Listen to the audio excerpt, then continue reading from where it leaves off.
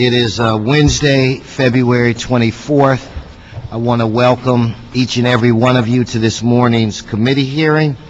We do not have a quorum at this time, but Mr. City Attorney, I don't want to use that as an excuse for delay, so I thought that with your approval, we could begin the public comment process. That'd be fine, sir. Okay. With that said, we're going to call up individuals who have signed up from the audience. So I'm going to ask for Al Sabo, I think it is, and Mike Worthing to come forward, please.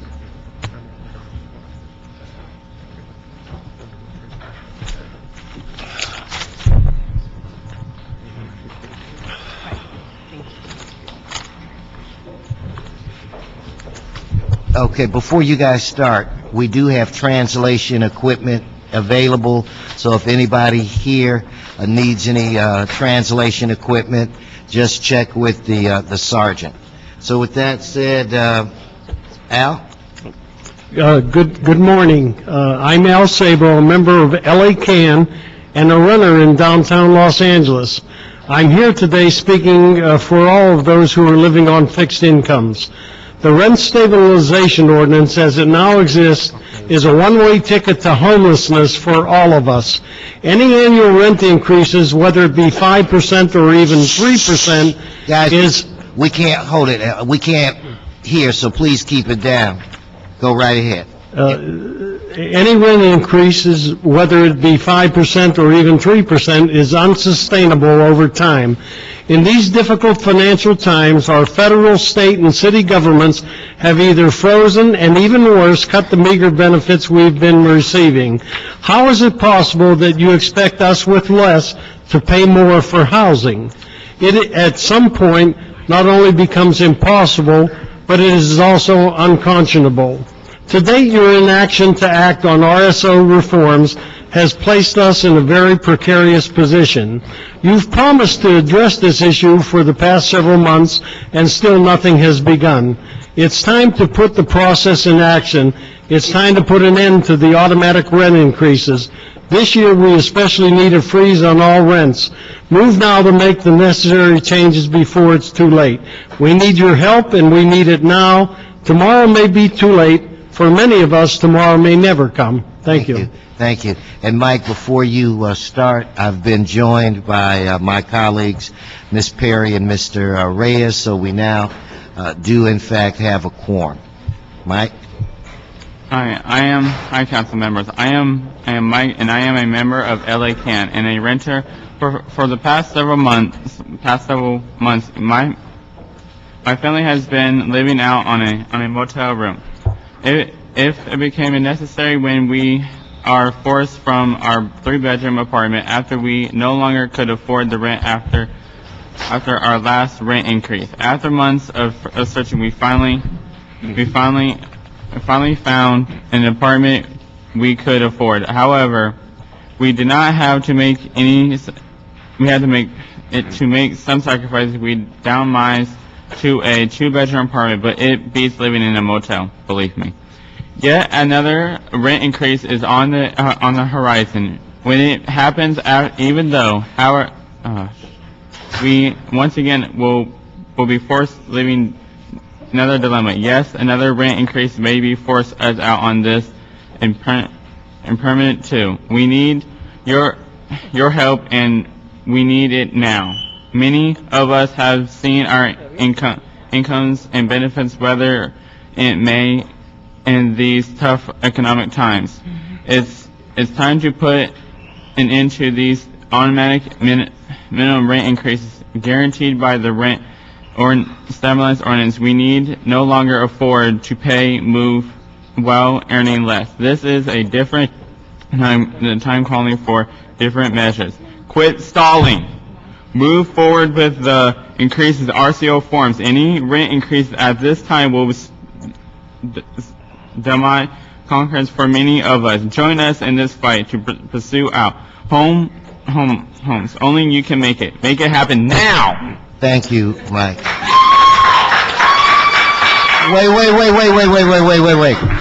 We don't do here. That we don't do here. Okay, Lavita Marbury and Joe Thomas. Did you bring gum for everybody this time? I'll put you on my list. First on my list, next time. Okay. Because I will be back. Well, you're welcome. That's not from Arnold. You're welcome. Okay. Good morning. Good morning, Housing Committee. My name is Lavita Marbury. I am a member of LA CAN and a low-income tenant. The city of Los Angeles, our city, is a tenant majority. It is time that the city respects that fact and reenacts on the initial aim of LARSO to maintain a balance between the needs of tenants and landlords. The city has already spent $1 million of taxpayers' money on a comprehensive study of the rent stabilization ordinance by the Economic Roundtable. This report has been complete and available for months. The study found that the balance between landlords and tenants was off, betraying the initial intent of LARSO. The process of moving reforms to LARSO needs to happen immediately. We had the tenant and advocate panel. Why hasn't the landlord panel happened? You said it would happen this month.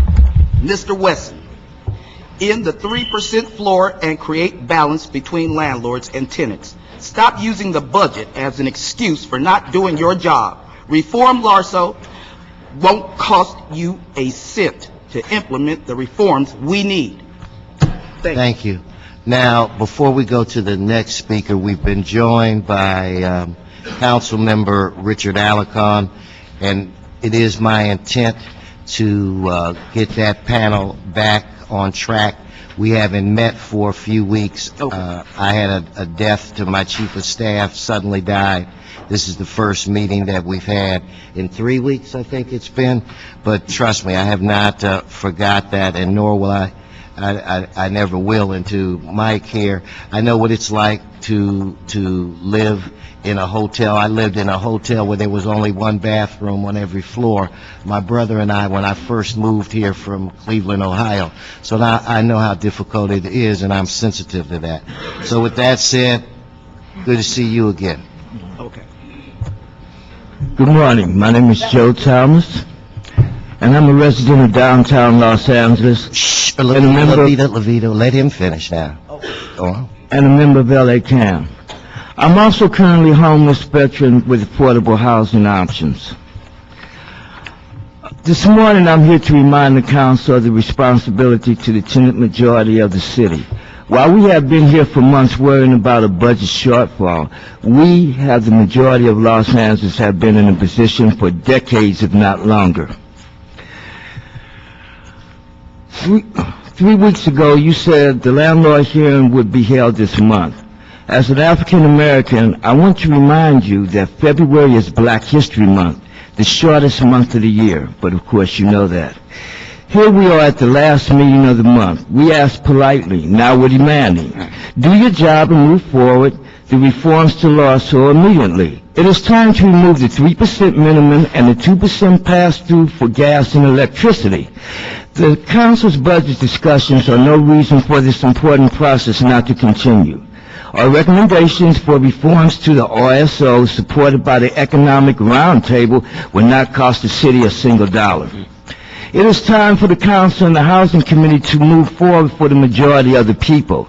The landlord hearing must happen in HCED, not next month, 6 months down the road, but next week, right now. Thank you. Thank you. Okay, Mr. Steve Diaz and Joe Luer? Yes, sir. Mr. Diaz? Oh, I see you. So first of all, we would like to share our condolences for your Thank loss, you. Councilmember Wesson. My name is Steve Diaz, and I am here today as a part of the Los Angeles Housing Preservation Alliance. We work in Venice, downtown Los Angeles, South Los Angeles, and the Westlake MacArthur Park area. We represent more than 1,000 active tenant members and an additional 125,000 tenants living in rent-stabilized and public housing in Section 8 properties. As you may be aware of already, in 2008, the City of Los Angeles spent $1 million of taxpayers' money on a comprehensive rent stabilization study. The study found that landlords were doing good and tenants were doing bad, as we attest to on a panel in November where we spoke of and we recommended a couple of things. One being the elimination of the 3% floor that is allowed right now in the rent stabilization ordinance. Two being the addition, end to the additional 2% pass-through that a landlord can do if he pays light and gas, for a tenant. Councilmember Wesson, you committed to holding the landlord panel within 2 weeks ago. The month's over. We understand your loss, but we need these reforms to act now, so that water rents will not go up in July. Thank you. No, I agree. But, Joe, before you go on, Steve, how big is the print in that little, I mean, you could really see that. I actually consider it going green. So the print is about a size 8, but I'm saving paper and trees.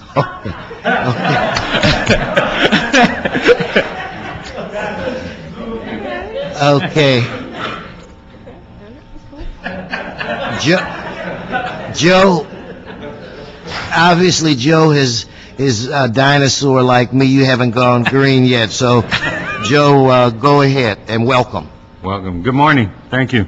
As a resident of downtown LA, I come here demanding that the rent increase not be allowed to pass, because it would greatly affect not only my income but other low-income residents in the LA area, including here in downtown where I live, right down the block in Alexandria. With the city facing budget cuts, job losses, programs being cut and eliminated, people losing their jobs, do you city council members really believe that the rent increase is really feasible at this time? I believe it's not, because what I see happening is more homelessness, more depression within the family structure, loss of their housing, loss of the roof over their heads. I mean, if the city's losing money and they're cutting jobs, who's going to take care of these people? Who's going to take care of me and the other people? We're barely getting by now. So I'm asking, that by removing the 3%, will guarantee actual rent and housing stability. And I strongly believe in that. And now that the economy is poor, I move that, and we ask that you move the review forward and implement our recommendations so that we can maintain our housing. Thank you, John. Thank you. And thank you too, Steve. Dr. Williams, I saw him. Oh, there he is. Dr. Clyde Williams and Maria Rodriguez. If you guys could please come forward. Dr. Williams. Dr. Clyde Williams, 4115 Barrett Road, El Sereno, Northeast LA. Back regarding housing. CRA has the Monterey Hills. They call it affordable housing, but not affordable for most of the residents of El Sereno. It generates a lot of revenue for street improvements and such like that. However, CRA is also going to build, or is in the process of building, Huntington Drive apartments. Only $400 a square foot without counting the land. This seems a little excessive even for affordable housing. But the real one is the city's sanction for Caltrans not to comply with code requirements within the city of Los Angeles for all of their properties within the Caltrans corridor of State Route 710 North. This is a problem because the tenants have no recourse. They have to either do it themselves on state land, or they have to ask Caltrans, and maybe eventually they will get it, but not as quickly as those in South Pasadena. Thank you. Thank you, Mr. Williams. Ms. Rodriguez. Sí, buenos días, mi nombre es... One minute, please. I want to make sure Mr. Reyes is getting the transfer. Mi nombre es María Rodríguez, vengo de Boyle Heights y pertenezco a Unión de Vecinos. Good morning. My name is Maria Rodriguez. I come from Boyle Heights, and I am a member of Unión de Vecinos. Unión de Vecinos.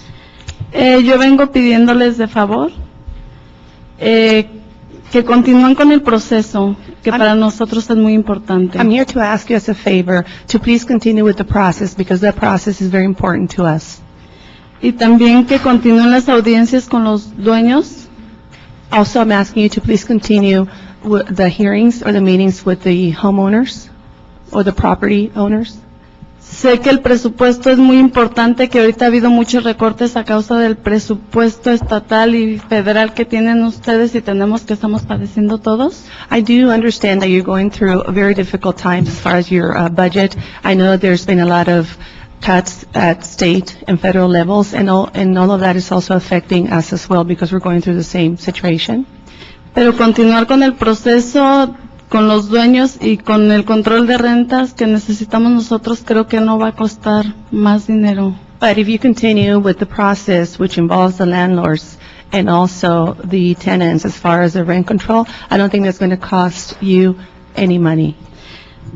Y pido lo mismo que mis compañeros están pidiendo, por favor, que se congele el control de rentas, el tanto por ciento que se cobra anual. And I'm asking what the rest of my fellow friends are also asking is to freeze the increase in the rent. Que se expanda el control de rentas de 1978 a 1995. And I would like the rent control to be expanded, the one that's included in 1978 to 1999, Y que 1995. que se elimine el 2% y el 1% que se cobra en el gas y la luz. And I'm also asking you to eliminate the 2% and the 1% that's charged in the water and light costs. Porque el presidente se ha acordado de dar mucho dinero a los bancos, mucho dinero a los dueños, y no han pensado en quienes también apoyamos para que este dinero esté contribuyendo para la ayuda de ellos. Gracias. The president has remembered and has done something for the landlords and for the banks, but they're not doing a lot, and they don't think of us who contribute as taxpayers to that fund as well. Thank you very much. Thank you. Claudia Gomez, please come forward. Ms. Gomez will be our last speaker on this subject. Hi, Good morning. my name is Claudia, and I'm also a resident here in Los Angeles, and I'm with the Unión de Vecinos.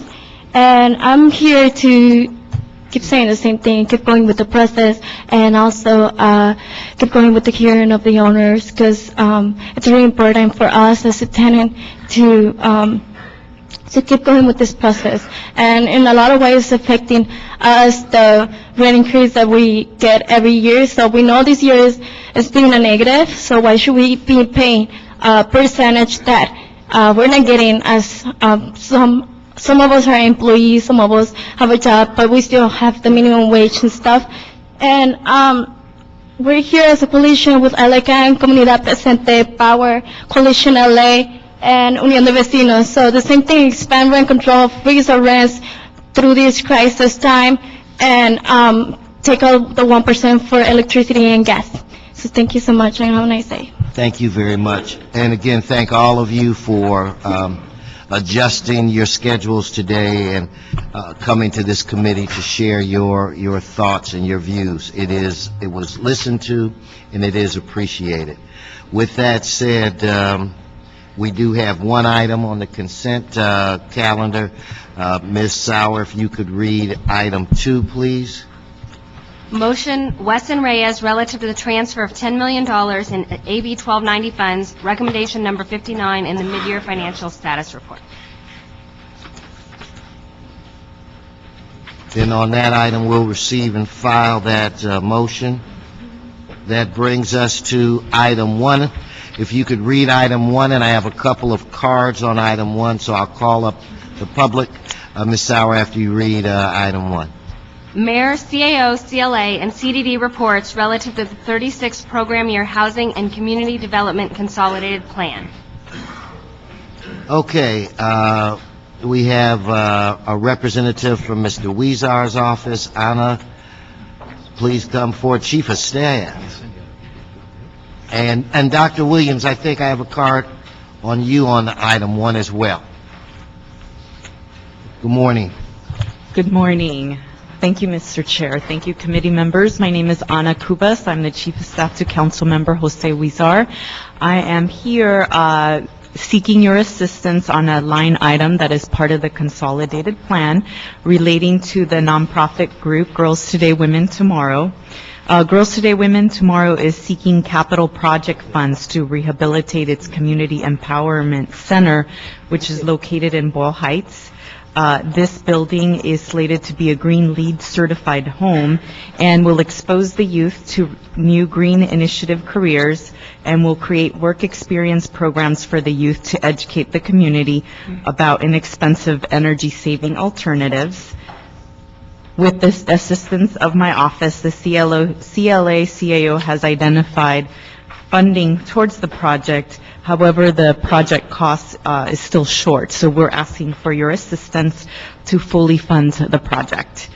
Thank you very much. Thank you very much, and I do believe later on we will introduce some amendments that will alleviate your concerns. Mr. Williams. Basically, the central issue is, where do we go from next year? The CAO gave a 3-year projection supposedly to 2014.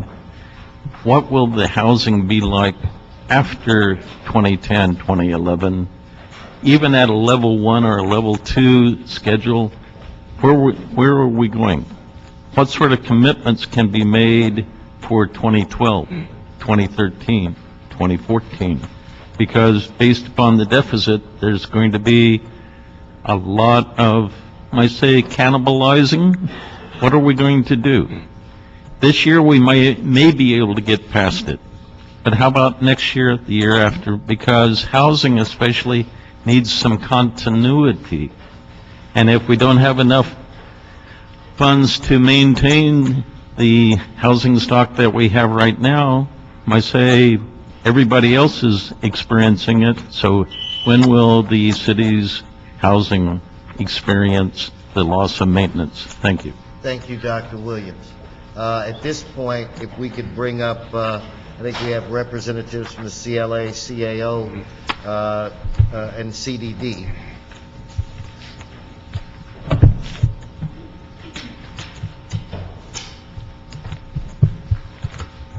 Okay, who's going to be the lead spokesperson? Good morning. Meg Barkley with the CLA's office. I'll lead off. Ms. Barclay. Yes, sir. So you're the lead spokesperson on this issue? For today, yes, sir. Is this going to be the last time you speak before this committee? Yes, sir. Then I think you want to go out with a bang. You better make it a good presentation. I'll do my best. Good morning. As requested by the HCD committee on January 6th, the CLA and CO have reviewed the mayor's proposed consolidated plan for the 36th program year, the 2010-11 year, and provided additional recommendations for committee consideration. As you know, the 36th program year consolidated plan includes funding and policy recommendations for the expenditure of approximately $167 million from 4 federal grants. These grants include the Community Development Block Grant, the Home Investment Partnerships Grant, the Emergency Shelter Grant, and the Housing Opportunities for Persons with AIDS program. Funding for the total funding for these 4 programs is anticipated to be increased by approximately $3.5 million this year over, 3.5% this year over the 35th program year.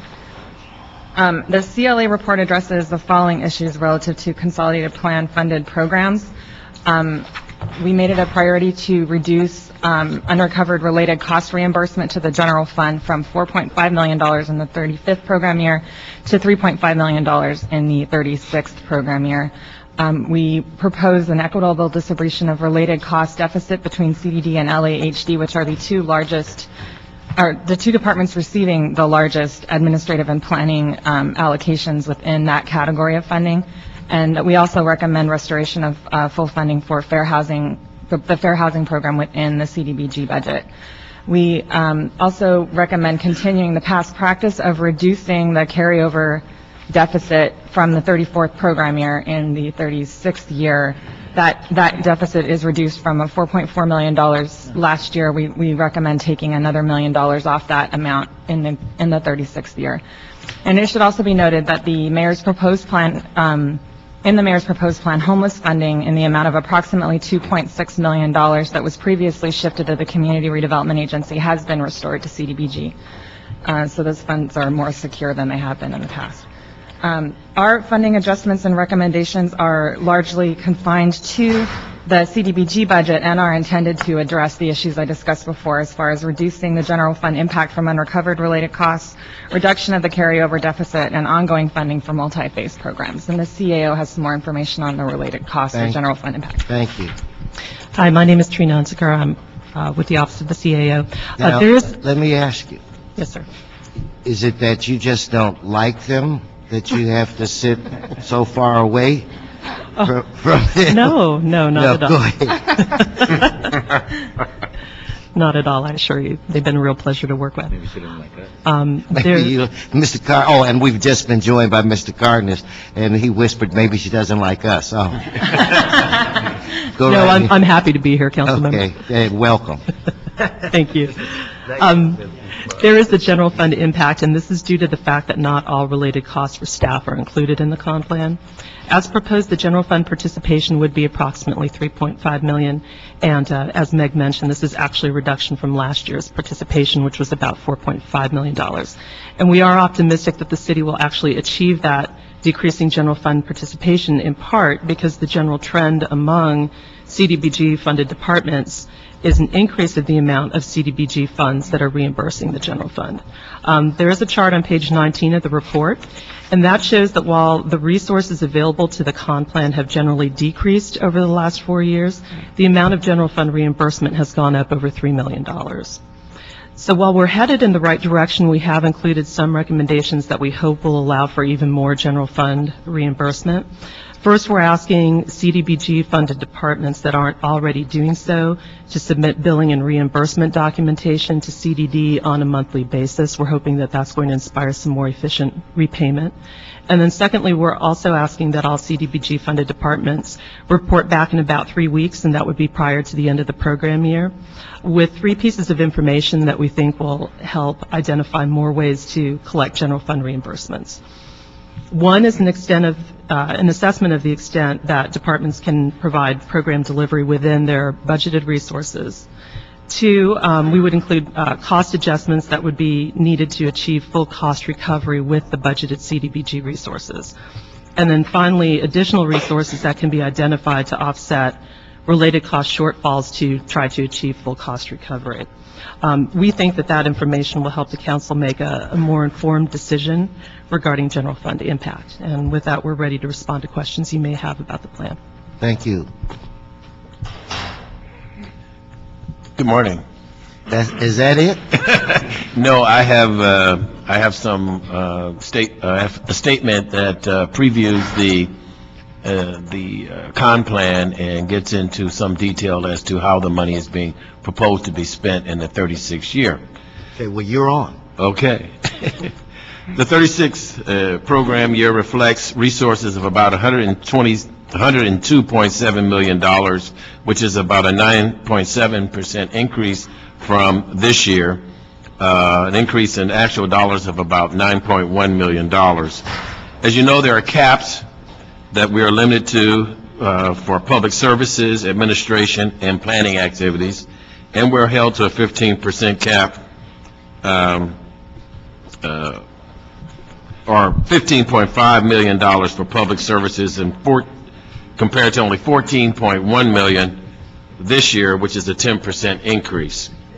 For activities proposed to fund certified community-based organizations, we have $21.4 million allocated, which is nearly $1.5 million, or 7% higher than the $19.9 million in the current year.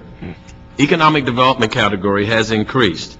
The proposed budget is $10.1 million compared to $7.2 million this year, reflecting an increase of $2.5 million, or 41%. Neighborhood improvements, which includes public facilities, reflects the largest percentage increase proposed for the new year, with the funding proposed for $14 million compared to the existing $6.4 million, which is an increase of $7.6 million or 119%. Finally, within administration and planning category, $19.3 million is proposed compared to $18.7 for this year, which is a slight increase of about 3%. Within the program and projects proposed, there are a number of changes and highlights for the new year. We're very proud and excited to be rolling out the first full year of our family source system during the 36th program year. As you know, we changed the systems during the current year and have transitioned from the former Family Development Network to the Family Source System. The new system offers a standardized core menu of services that has two performance-based outcomes: increase in family income and increase in academic achievement. And through universal access, the services provides a no wrong door approach to service delivery that will allow us to double the number of individuals that are currently being served without increasing the funding. Funding for the new year is proposed to be slightly less than the current year due to funding available through the Recovery Act. Over the last several years, the homeless services programs have been funded by CRA.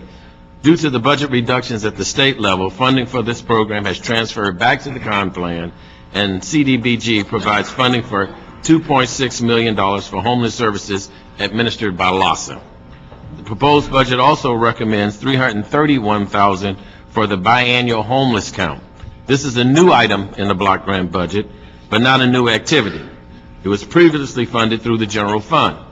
However, another new program for the formula block grant funds is the Streets or Services program that provides services as an alternative to prosecution for qualified homeless individuals. This program was most recently funded using $500,000 in block grant R funds. The funding recommended is for $186,000 in the new year.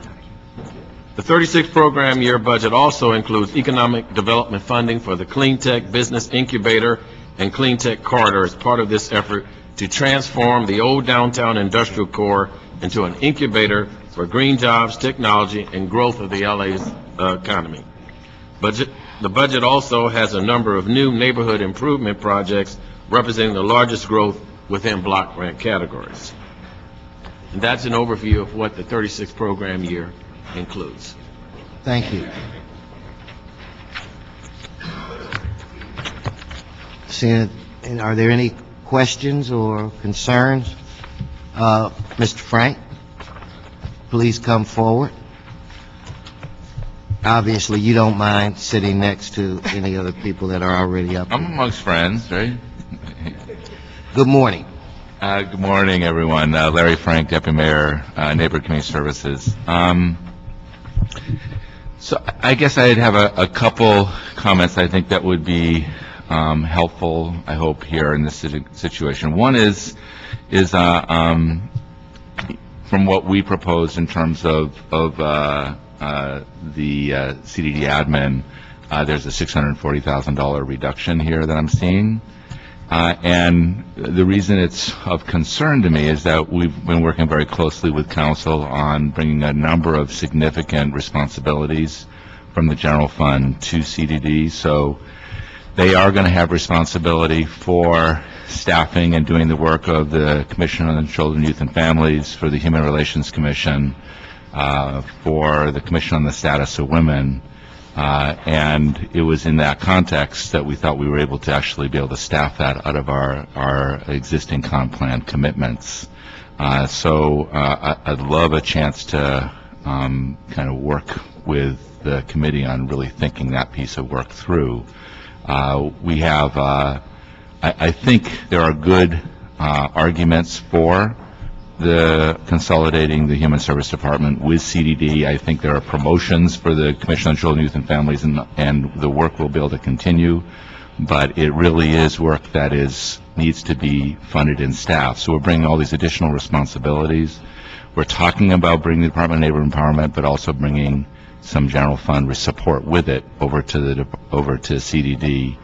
We also are going to have significant responsibilities for them to work, if we end up in a layoff environment, significant responsibilities of working with our own workforce and our LUSD workforce at CDD. I'm, booting up a whole lot of that work right now. So I'm concerned about the fact that nobody talked to me about the $640,000 being taken from CDD in this equation. And I can understand your concern. In fact, when we're going to have amendments to this, one of the amendments will address that. We'll direct staff to locate the money so that we can replenish it. We haven't identified it yet, but we're optimistic within the next 30 days we will be able to address that.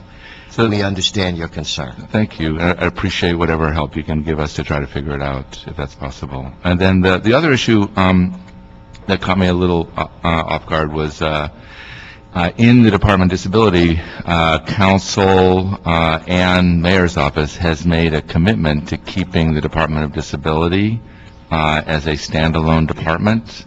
The AIDS coordination role has traditionally been at the Department of Disability. I think there was some back-channel conversations that show some concern in the previous environment before those commitments were made to take the special funded AIDS coordination responsibilities and bring them to CDD as a way to create a safe harbor for them.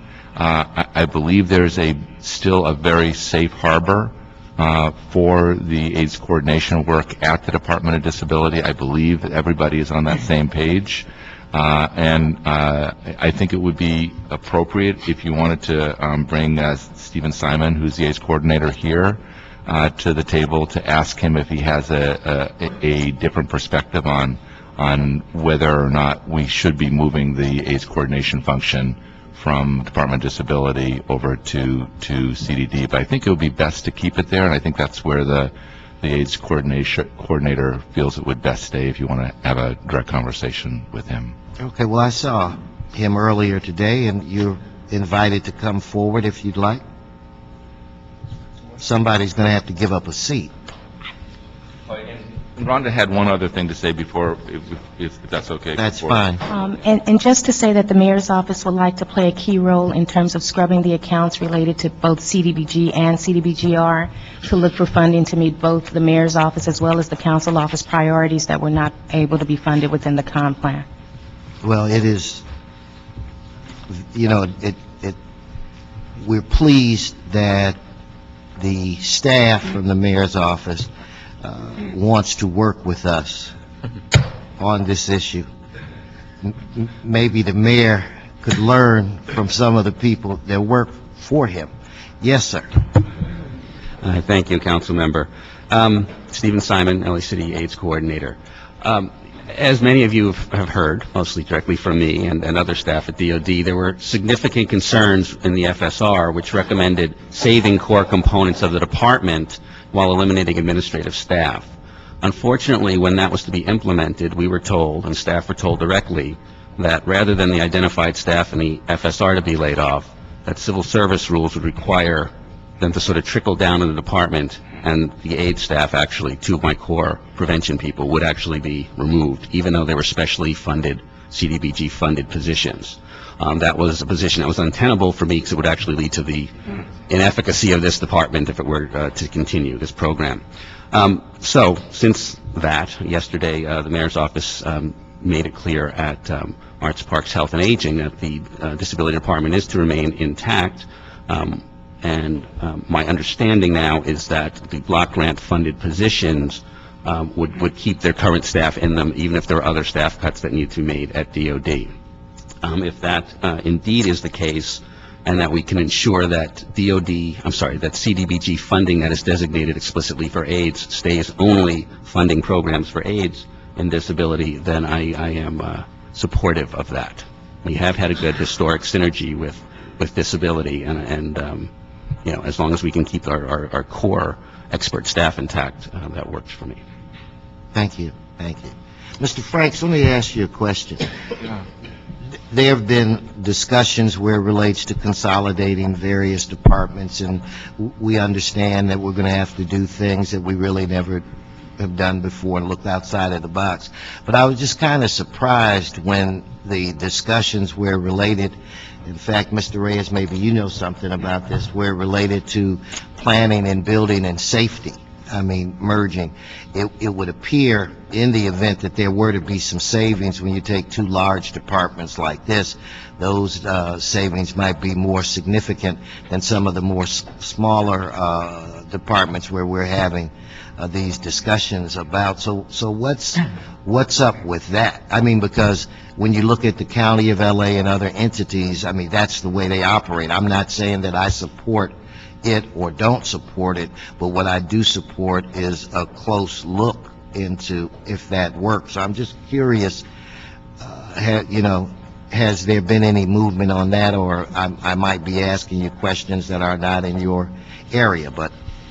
Yeah, I know those conversations are going forward. I know that the conversations that have started, which is Environmental Affairs Department, Human Service Department, and Department of Labor Empowerment, which are easier to figure out how to preserve all functions as the proposed consolidations goes forward. They're just easier issues because they're smaller departments, and you can zero base sort of the functions in terms of your analysis.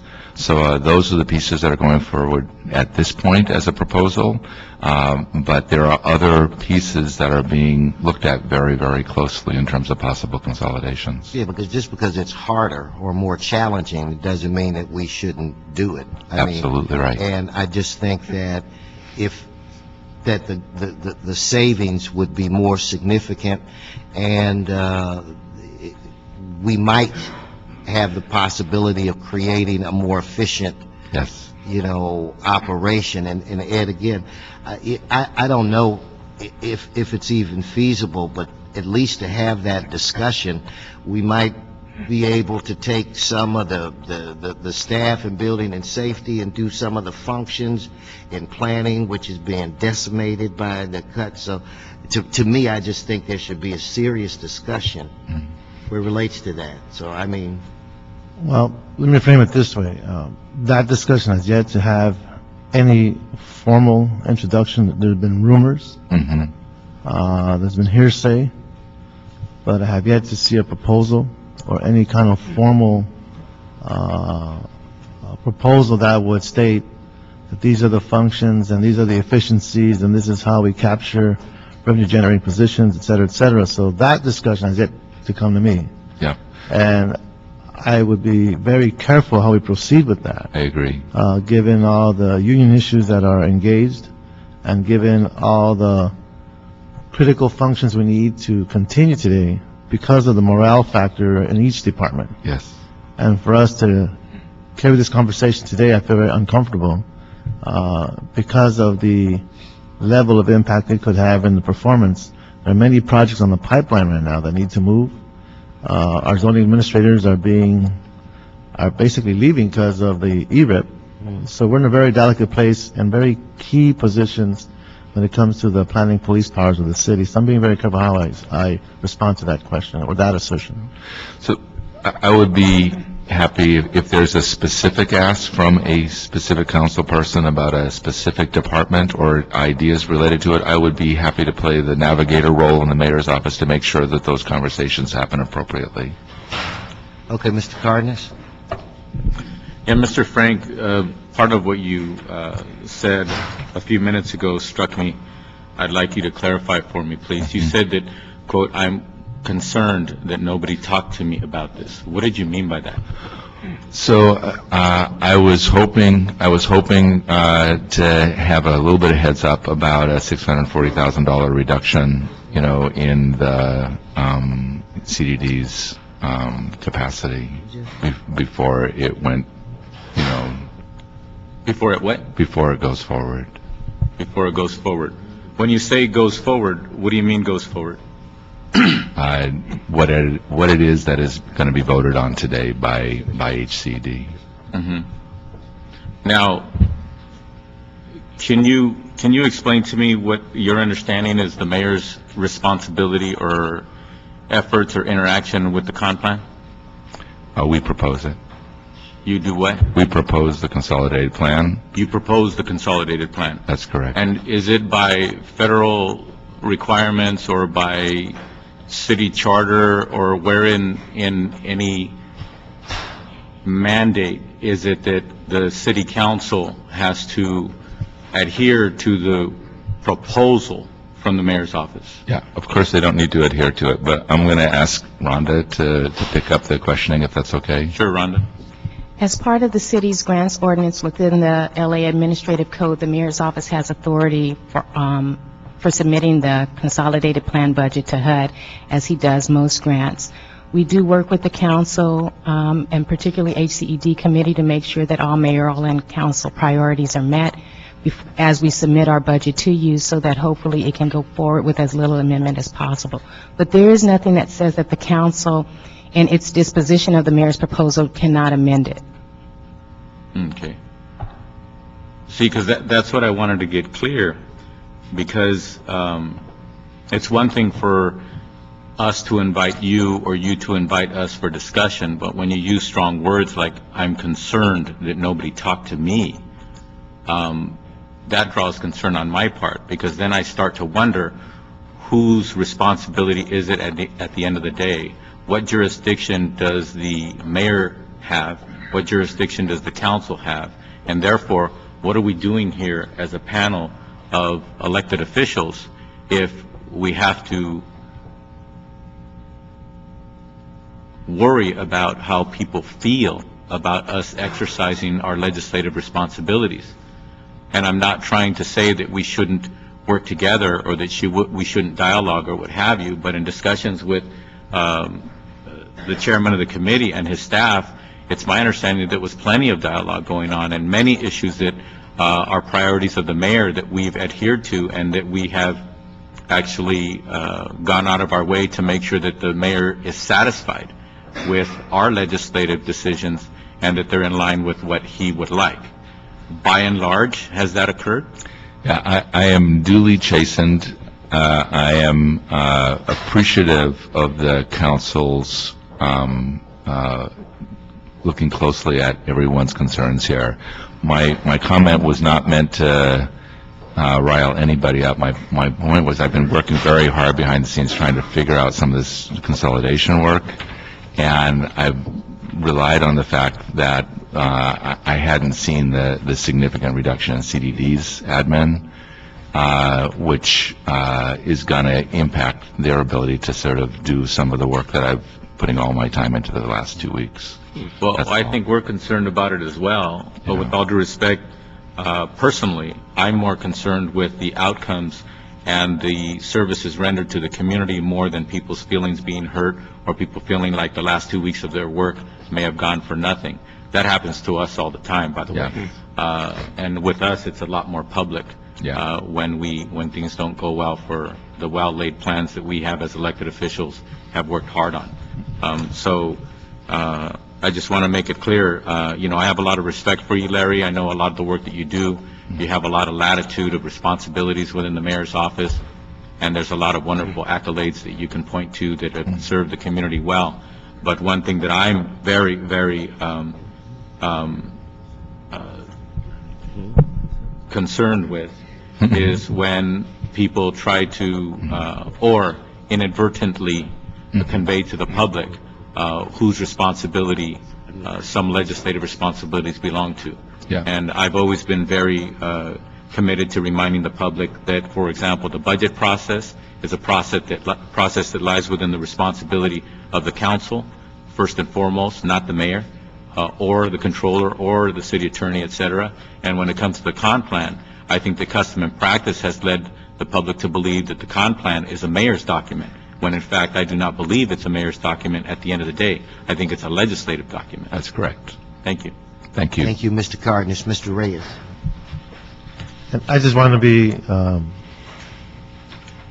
I'm anticipating that we will be having more formal discussions as Chair of Planning, Land Use and Management, working with Building and Safety and Planning. We will have those discussions in the future. I just want to be very clear, there's nothing on the table now. Right. There have been no assertions formally. I think it's been just in the context of general scope of intentions, given our budget cuts, but I have yet to hear anything from the mayor's office. So I want to be very clear where we're at, and I have yet to propose anything. But it is obviously part of this environment we're in and trying to establish efficiencies. Yeah. So I just want to make sure that's on the record and not cause concern or consternation on anyone's part who might be listening or misinterpreting what we're saying. So, Thank Mr. you. Councilmember Reyes, are you suggesting before I submit my motion to that effect, I should check with you? Well, as chair of Planning, Land Use, and Management, I would anticipate mutual respect. Thank you. I didn't mean to open Pandora's box. And I assure you, Mr. Reyes, that next time I will choose my words carefully. Mr. Alarcon. About, you talk about Pandora's box, and I'm thinking of the old days. Don't do it. I mean, but in the old days, it wasn't that long ago, but in my time frame, this is a very amicable process compared to the discussions we would have, 10 years ago with regard to how we distribute these funds. So I actually want to commend everybody, the chairman, the CAO, CLA, and the mayor's office for giving us relatively little to talk about, and that's a good thing. A difference of $640,000 is not, I think, a pretty good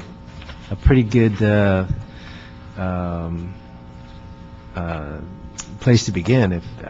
There really is no animosity from my perspective, because out of $102 million, and we're arguing over 600,000. That's not too bad. So I'd say, and we're not even finished. The chair has left it open. I did have a couple of specific questions for the AIDS coordinator. That you mentioned. Please come forward. But you mentioned that the two of the positions that were going to be laid off, notwithstanding the fact that they had expertise in the field. Is that because they're under civil service titles, or what? That doesn't make sense to me. I hear from so many different sources that no one quite gets the civil service process. We've never laid off on the scale that we're talking about now.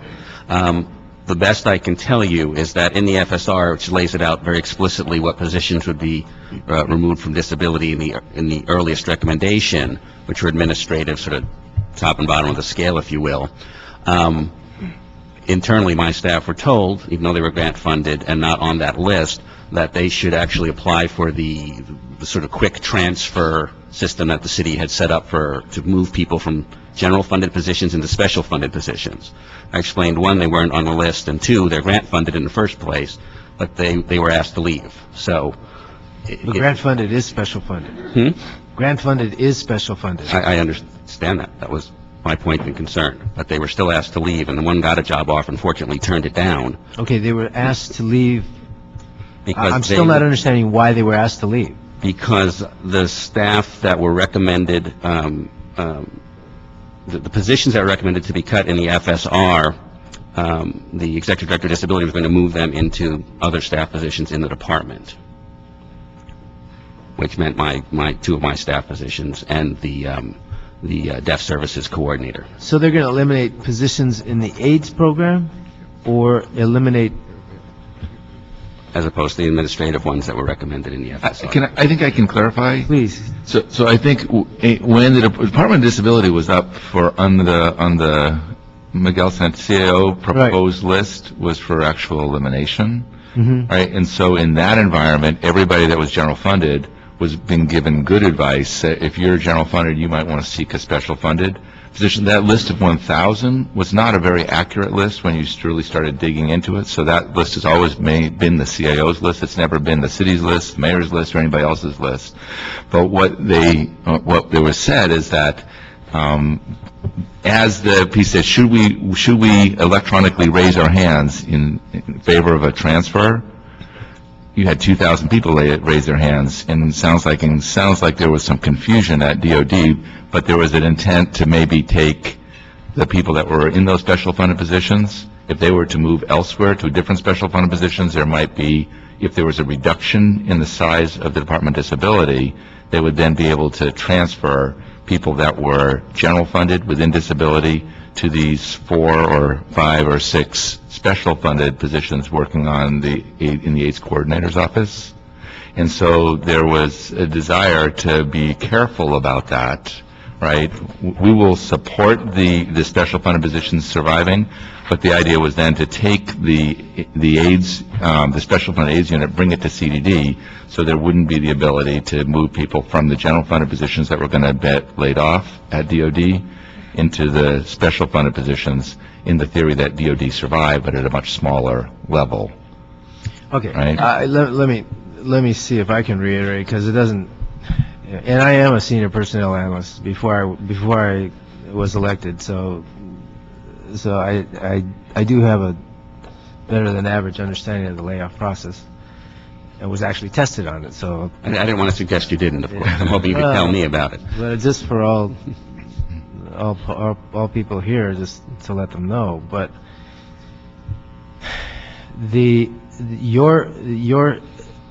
they're not eliminating the positions. They're just asking your people to seek other employment. Right. Or to take the transfers. Right. And to replace current AIDS coordinating staff and replace them with current disability staff. We're slated for elimination. Correct. And you still want to stay in the Office of Disability? I'd want to be running to CDD in a minute if that were me. I mean, I don't understand it. But let me ask you this. I mean, it doesn't sound like a layoff problem. I mean, so they're going to lay off the general funded positions in the Office of Disability, in the Department of Disability. We don't know how many. The general manager wanted to eliminate your 2 people so that he could save 2 of his people. Is that what's going on? That's my understanding. Now, so the positions are, here's what my concern was. My concern was that we have grant funded positions in the AIDS coordination unit. And I don't want to jeopardize those positions. So you're telling me it's sort of an internal political discussion between the general manager and yourself as to how to maintain your program. I would agree with the last part. But I didn't understand how it was coming to us and why it was coming to us. Well, because like you said, in that kind of circumstance, to protect that program, which was designed to be protected from the FSR to council comments, to protect that program, I felt we had to take some kind of action. And so the action that was discussed was the possibility of moving to CDD, where the block grant funds could flow better. So you resolved that? Well, the option was to move to CDD. Now, you do want to run to CDD? I mean, you do want to go to CDD? The deputy mayor has made it clear to me that DOD is to remain intact, and that we should be able to clarify how these grant-funded positions will fully remain intact. Okay. And the grant-funded positions should not flee. Right, so it's a voluntary transfer. There's 2 issues. One is regarding the positions, and one is regarding the bodies. Right, exactly right. So the question, the simple question is, are these 2 people going to keep their jobs? Yes. I can't answer that. And I believe the answer to that is yes. The deputy mayor says yes. Yeah. Okay. Thank you. Thank you. Okay. Any other questions or concerns? Then, without objection, yeah, Mr. Cardenas moves, Mr. Reyes seconds, that we will adopt the joint CLA-CAO report with the amendments. It's my understanding that they are like 2 pages of amendments, so is it necessary to read those amendments, or can those amendments just be given to the city clerk's office for clarification? I believe members of this committee have or will have copies of those amendments. I understand that the committee members have them, and due to the time constraints that prohibits reading them in detail, so as long as they're available to the general public and we'll be okay with that. See, Ms. Sauer, I just saved you. You did? Two pages of reading. And then without objection, I appreciate that. okay, now a birdie just whispered in my ear that there's one that you should read. Yes, that's true. The There is birdie a- didn't tell me which one, so I'm assuming you know. I do, and it's Okay. much shorter. The additional amendment, instruct CDD with the assistance of the CLA and CAO to identify reprogramming of any administrative savings up to $650,000 for the Community Development Department upon closeout of the 35th program year consolidated plan.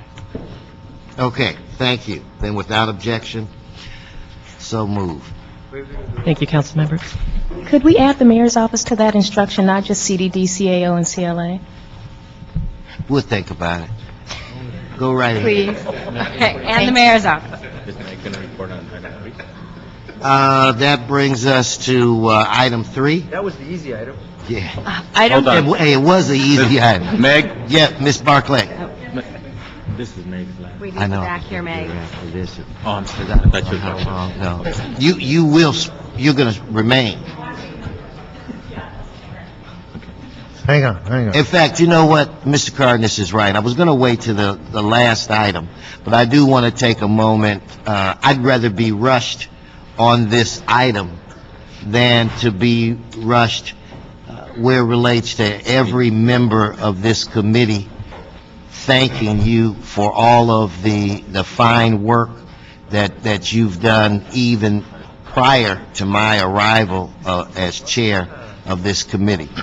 For me personally, it has, and I'm biased, but I do believe that I've had the opportunity to work with the best staff, from the CLAs to the CAO to the city clerks, and you're just one of them. And even though I really, really hate to see you go, because you have been wonderful, you have been creative, you think outside of the box, you've been loyal, everything that anybody would want. I'm proud that other people would see your talent and would want you. And the one thing that I will say about the staff, we've had a couple of people that have moved onward and upward, and that's because you guys are the greatest. But you, for me, it's a little more personal.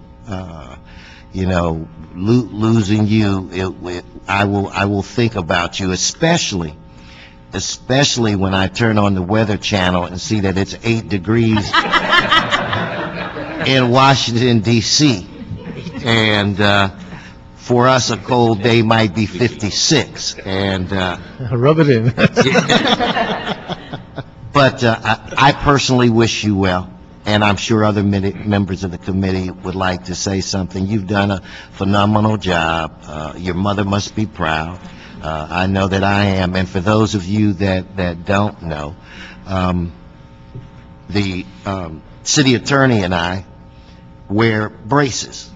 Now, I don't know when people started calling suspenders braces, or maybe they were braces first and then suspenders. So he and I have a running discussion about that. And Ms. Meg would overhear this, and it would crack her up. Anyway, she's leaving, but she gives me a parting gift of a pair of suspenders. And if I wasn't, they had little happy and sad faces on it. I mean, generally not my style, because I hate being uncool. It's just, I just can't. But I thank you, and I promise you, when I have something on that's brown, because my stuff is always color coordinated, I will wear the suspenders with honors and pride. So thank you. Mr. Cardenas. Thank you very much. I just wanted to say thank you, Meg, for your professionalism and your willingness to go above and beyond the call of duty. My staff is going to miss you. I'm going to miss you. You've done a tremendous job. You staffed us on the otherwise known as the gang committee for several years, and Sure did. they were long meetings, very interesting meetings at times, but more importantly, there was a lot of information that was different than what we normally would incorporate policy-wise in this city. And you did a wonderful job of interpreting that information and document it properly. And you were a vital part of the progress that we've made in an area that that was critical for us to make a difference on. So I just want to tell you, you made a tremendous difference, and I personally appreciate it, and so does my staff. And I know why you're going, because, as the chairman said, you're a professional, and I'm sure you've been given a lot of job offers. Why somebody would want to go to D.C. after living in L.A., I don't know, but obviously, you're going to have a tremendous experience, and you're going to contribute there as well, and the entire country is going to benefit. Thank you. Mr. Reyes. Well, colleague, I can tell you that when I first met Meg, we were at a community cleanup in Lincoln Heights, and that was about maybe 9 years ago, maybe 10 years ago. Now, I want to describe the environment here, where it's in a pretty tough street in Lincoln Heights by the freeway, and it's a length of about maybe 5 blocks. It's the side of a freeway wall. It's always been tagged and trashed. So we were planting trees, we were cleaning it up, moving out all the debris. And so you have a lot of Latinos. You have moms and pops, you got young people, and there's Meg. and there's a golden heart there. And I'm like, all right, so what's happening? So we're talking to Meg. She just came from up north, right? And she was looking at graduate schools. And so, but she had been active in Lincoln Heights, and the whole movement about coming back and renovating grand old facilities, residencies, and just watching this level of commitment that was genuine and from the heart. And Meg, to see this career bloom to where you're at today has truly been a real gift for me, because it shows what good people can do, and good things happen to good people. So good luck to you, and I thank you for everything you've done, because at every level of work you've engaged, you've produced and you've made a difference. Thank you, Megan. Mr. Alarcon. I think I'm the newest member of this committee, having joined in August 31st, and I actually requested to come over here, and I know Mr. Wesson thought it was because I wanted to be next to his aura and learn from his sage wisdom. But the truth was, I just heard this was the most fun committee to be in, and I've learned that it actually is. We have to make tough decisions, and we have raucous debates sometimes, and we are certainly living through some really rough times as a city family. And yet this committee is always cool, and that's a reflection of the chair, but it's also a reflection of the staff, and it's really a pleasure to always know you can look over at Meg and see a smile, and I don't care what we're talking about, she'll be smiling, and it's I think this committee has a very friendly nature to it, and it's been a pleasure for the short time. I can see why people might want to go to Washington, D.C. Not a slight on Los Angeles, but I think it's because you want to capture that hope that we were promised with, and contribute to it. And while we provide some levity, and the chair provides some levity in this process, which I always enjoy because that's my style as well. We're very serious about what we do, and we caught the hope, and we're not giving up after 1 year. We got 3 years to go. So, congratulations for your appointment. And congratulations for maintaining that hope, and most importantly, keep the smile. Keep the smile. And we'll see you next month when we go to the League of Cities. I hope we can catch you at some important discussion, and I know that DC will have a little better smile on it from now on. So, congratulations. Thank you, Meg. We'll miss you.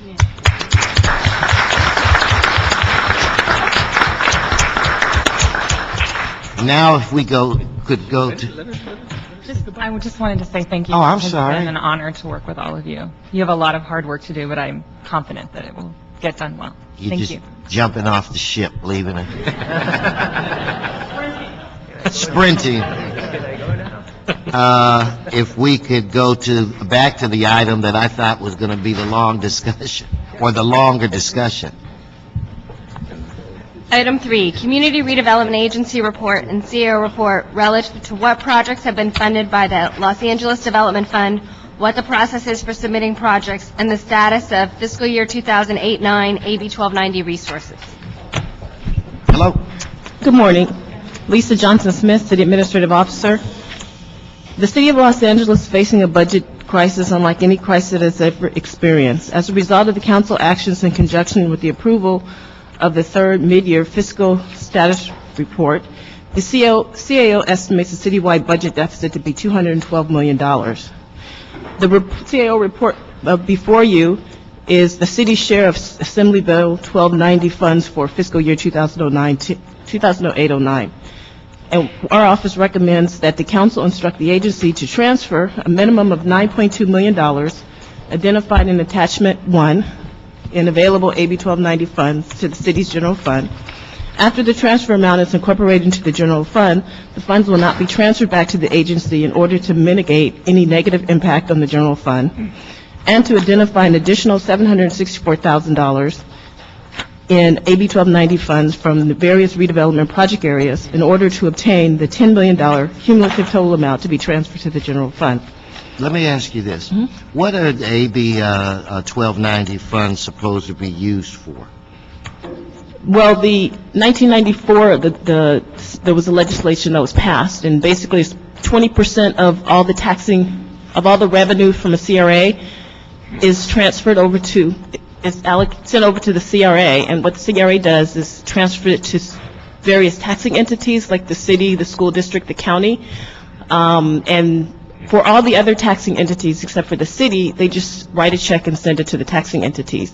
The city has a policy in place that they've adopted that this allows the CRA to retain the city's share of AB 1290 and to use it in the council district and the redevelopment project area in which the funds were generated from. And so the council directs the CRA to how they want to use their funds. Okay, but now generally these funds go to areas that are economically depressed, correct? They come generally out of the areas, because there's a definition of blight, economic physical blight, in order to have the redevelopment. Generally areas, and I'm not giving you a hard time, so don't take this personal, Okay. but generally areas that are poor. Yes. That's where this money goes. Yes. To identify And it for blight. goes there so that we can try to upgrade these areas that are poor. It's used for a variety of different purposes, and yes, it can be used for housing, for street services, for a variety of different things, for economic development projects. But the definition of blight? Physical and economic blight, and so CRA has a definition that they've... Is underserviced? Excuse me? Underserved is Under- part of yes. the definition? Okay, thank you. Now, and I'm glad you used the word underserved. Every member of this committee recognizes the bad financial shape that we're in. And trust me, every member of this committee, and I think on the council, will make the tough votes that we have to make. I know I'm prepared to do what I have to do. But the one thing that I do take issue with is when we unfairly balance a budget on the back of poor folks. So districts that really need it, that money, or the recommendation is that that money be swept so that these districts where people, various council people and others are trying to help survive and expand, they just have to sit on the back burner. That I have a problem with, and I will not go quietly into the night on that issue. So I know that in your report there were two recommendations, one of which, if I remember, was to sweep the money. And the other recommendation was to receive and file and discuss this, I think, on the council floor or something like that. But I believe, and I have not counted votes on this, that there is a third suggestion. And that's what I, as chair, would like to recommend, and that's basically that we do this, we find this money in a fair and equitable fashion is basically what the amendment suggests. So, members, I understand when you work on a budget, the budget mindset is just there's money here, there's money there, let's take this money, let's fill this hole. But we have been hired by the people, the residents of the city of Los Angeles. People say, oh, this is money that the council people want to have. Look, if that money was mine, I wouldn't be here. I'd be in the Bahamas right now. That's not my money.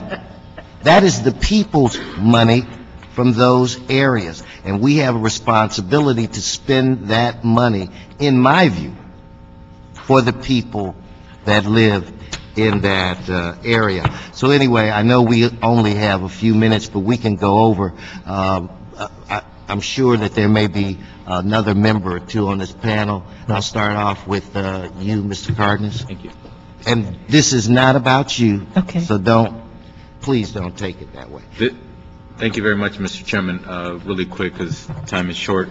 I'm looking at the table of the identified columns of the funds that accumulate to $9.2 million. And looking at the Pacoima Panorama City area, which encompasses mainly CD7 and secondarily CD6 and to a small portion CD2. Looking at all the columns, it appears that there's something missing compared to what, and I appreciate your words accurately, that you said that the CRA implements the policy that the council districts ask them to. However, I'm looking at least one letter that my office sent, and it was signed by a councilman, Tony Cardenas. It's my signature on the bottom, and it was sent to CRA on October 2nd, 2009. And we had instructed that we wanted X amount of dollars to go to a PACE program, CD6 sidewalk sweep, sidewalk repair, Blythe cameras, etc., all totaling just shy of $1.5 million. Yet I do not see those projects delineated in any one of these columns unless I'm reading it wrong. Why is it that a council office in October of 2009 instructs the CRA, these are the priority projects for my district, which is well within my responsibility and purview to dictate that those funds be utilized in that fashion, yet I do not see them as either commitments or encumbered in any fashion on this table? The CAO recognizes that the $9.2 million could impact future commitments and planned uses. There was an attachment that was in the agency's October 2009 report that had identified planned uses. And there's been several meetings and discussions with our offices in the CRA, and they've met with council districts. And one of the questions that came up was what money would be used this fiscal year 09-10. And CRA responded with this updated spreadsheet saying that a total of $9.4 million approximately would be used for this fiscal year 09-10. And our office just requested that anything that was available that wasn't going to be used this fiscal year would be requested to bring to the general fund.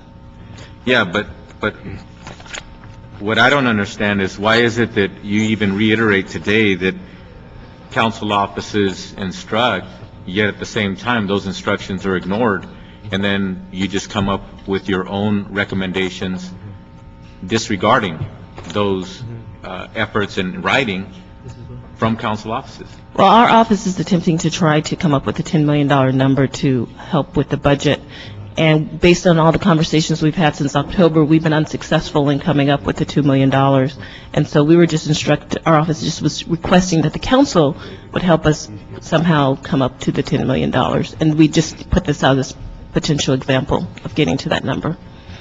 And we're still not even at the $10 million number. We're at 9.2. In the interest of time, I just want to let you know, Chairman, I agree with with what you explained earlier, that we have direct responsibilities as local electeds, especially those of us who have these in our district, that the council decide which funds from what areas would actually contribute to this general fund problem that we have, a funding problem budgeting problem that we have with the city. But my last point is this: over and over and over and over again, the CRA has consistently instructed me directly, personally, and my staff that these AB 1290 funds must conform with the redevelopment law and can only be used for economic development type projects. However, should we move these funds into the general fund reserve account, we are moving AB 1290 funds. Is that, the funds being in that place, would that be consistent with the idea that the funds can only be used for redevelopment projects? Well, How if do we we move the funds? money, if you adopt the recommendations in the CAO's report, the money just goes into the general fund. It becomes unrestricted general fund revenue. That's As what I long as just it said. stays with the CRA, it's used according to the policy. So I'm not sure of the question. So what you're saying is, as long as CRA is administering those funds or part of the administration of those funds, therefore that requirement needs to be adhered to. But if we as a council choose to move those funds away from CRA, then they become unrestricted funds at that point. Correct. Mr. Reyes, in the interest of time. Okay. I'll be succinct. I have concerns with CEO and Sherry staff report. CEO report of February 23rd of this year and October 14th of 09, and as a result, I'll just cut it short, that I would move to allocate to the Westlake Theater project the following AB 1290 funds: the $1,085,571 to the Westlake Theater project. So that'll be my directive, and I have all my reasons, but we ran out of time. So that would be a direct statement to the staff, and I would support what you just said, Councilman, because I think this gives us at least a semblance of control of how we want to review our respective districts and assess the issue of blight and how we want to improve conditions. And that would be my one statement, and there's a lot more I can say, but it's past 10 o'clock. Thank you. Yeah, but see, we will discuss this tomorrow. So I think that when we deal with this tomorrow, it should be a healthy discussion. Mr. Alacor. Yeah, let me just say this. At some point, the state took the money and they authorized municipalities who have CRAs to take 20% of the dollars and use it with their discretion. It was my understanding that this city made the decision to allow the council member of the district over the CRA to make the decision as to how that money would be disposed. So, as of today, the determination as to where that money should go remains with me. Do you have a copy of the authority that was granted to you to do something other than that? No. No. Okay, so in the calculation for what is available, I sent 4 memos in September, and Tony sent 4 members in the same CRA area, totaling $4,097,000 that were not incorporated into your balance sheet. I believe those monies have been spoken for under the law, and there is no authority for the council or the mayor to overstep that. And so I would like that $4 million to go back into the original allocation. Having said that, I agree with the chair that we're happy to work on a total figure.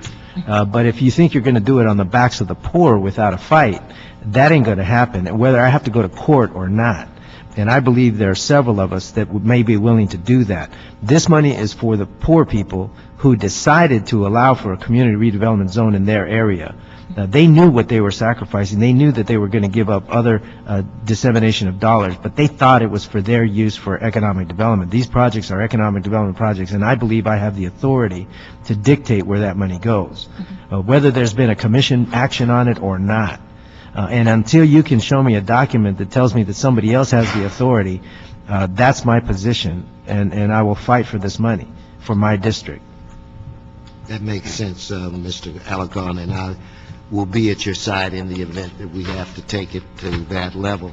So at this point, we have an amendment. Ms. Sauer, this one's not that long. Quickly read it, and hopefully we can move forward on it. Okay. This is amending the CAO report, deleting recommendations 1 and 2, and replacing them with recommendation 1, that the council, A, instruct the CLA and the CAO to work with each council office to identify $1.34 million available to each of the 15 offices in either AB 1290 funds, special funds, or other funds available in order to obtain a cumulative amount of $20 million to be incorporated into the city's general fund. B, instruct the CLA and/or the CAO to report back to council on March 11th with the identification of each council office's contribution of $1.34 million for a combined total of $20 million citywide, including the necessary controller's instructions to transfer the balances to the unappropriated balance, fund number 100/58, account 0037, reserve for economic uncertainty. And also, if we could add Mr. Reyes's amendment to that as well. Mr. Cardenas. Yes, I just have one small technical amendment to that amendment. If I could, Mr. Chairman, if we could say an average of 1.34 million per council district. I'm fine with that. But not strictly that each council district give 1.34 million. For example, Mr. Chairman, I must point out, what if they're requiring each council district to give $1.34 million, respectively, unequivocally from each one of the 15 districts. However, what if there's a district, perhaps an affluent district, that is sitting on $8 million of discretionary funds, but they only have to give 1.34? I would think that they would run quickly to sign that document and give that 1.34, because they're still sitting on $6.5 million. Let's add Mr. Cardenas. And there are districts that just don't have. 1.34 might be every single dollar we might be able to have. True. Mr. Chair, I also have a friendly amendment. That would be that should AB 1290 monies be used to make up that total figure, that money needs to be dedicated to the area from which it came. Fine. Okay, so those are the amendments. Without objection, we'll adopt the CAO's report as amended. Ms. Sauer, is there any more business before this committee? We are all done. This committee's adjourned. We're on our way to getting 20 million.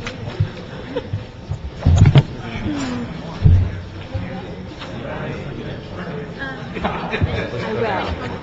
Yes, that's whenever. Sure. Okay.